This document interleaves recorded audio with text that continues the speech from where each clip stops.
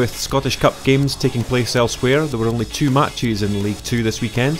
A win would push either team up the table, Montrose coming out on top the last time the teams met at Links Park in September. Ryan Strachan is fully recovered from injury and was named on the bench.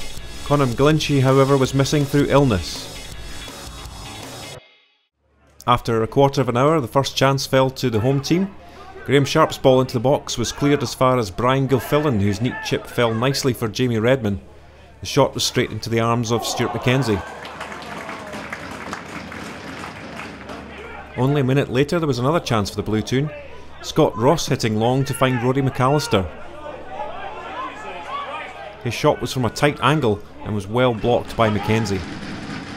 Good play from Stephen Noble in 22 minutes kept up the pressure on the Montrose defence.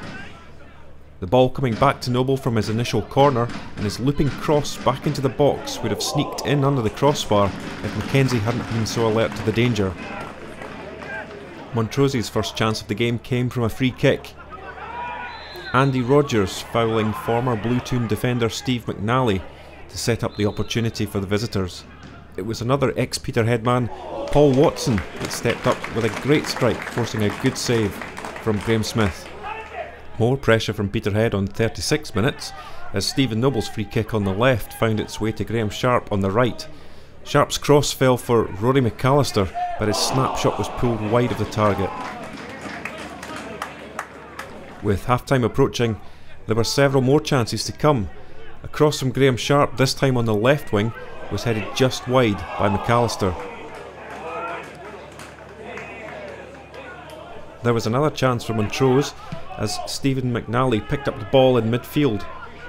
His shot from long range wasn't far away.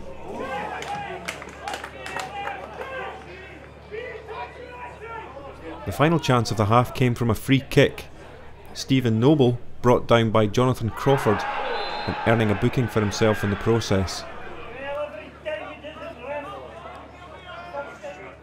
Rory McAllister stepped up to take the shot, but it was over the crossbar. Montrose started to brighter in the second half. Ross McCord slipping a pass through to Brian Deasley, but some good defending from Dean Cowie prevented Deasley from getting his shot away. With an hour gone, the visitors continued to create chances. Scott Johnston laying off for Terry Masson to take a shot from the edge of the box. Graham Smith had to get down smartly to make the stop before the ball was cleared to safety. The deadlock was eventually broken on 64 minutes. Rory McAllister was fouled by Gary Wood on the edge of the 18-yard area, referee Stevens showing Wood a yellow card for the challenge. It was McAllister himself who took the kick, driving the ball low into the net.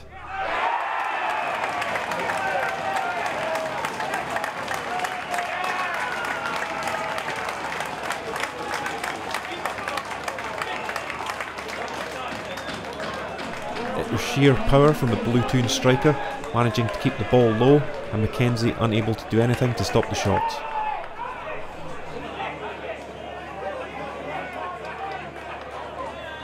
As the saying goes, goals change games. Peterhead were looking to add more.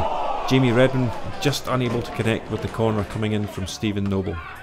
The home fans didn't have too much longer to wait for a second goal. Some good work from Rory McAllister on the left, and he was able to pick out Fraser McLaren, who rolled the ball into the net.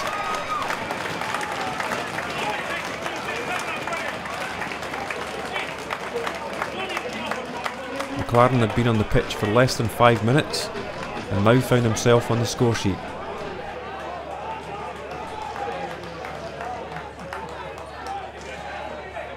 It was all Peterhead now. Jamie Redman driving down the left and squaring for Rory McAllister. The striker shaped up for another shot, but it was an easy take this time for McKenzie. Montrose looked to get back into things. McCord with a fine pass to put Brian Deasley in, but it was no problem for Graham Smith. More pressure from the visitors on 77 minutes. After some build-up play, substitute Kieran Sturrock laid the ball on for Terry Masson to shoot from distance.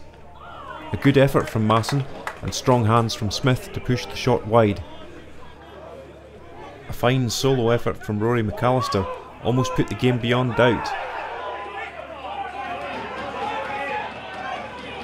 With just over 10 minutes remaining, the striker created an opportunity down the left before driving into the box and smashing a shot straight at Mackenzie.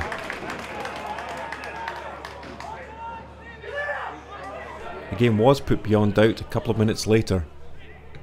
Fraser McLaren collecting the ball on the right and sending in a cross for Rory McAllister to claim his second and Peterhead's third.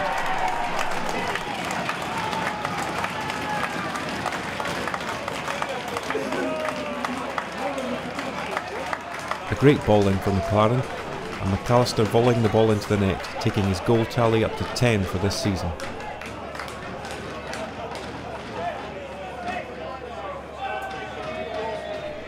3-0 the final score, and Peterhead now sit at the top of League 2 on goal difference from Clyde, who they face next Saturday.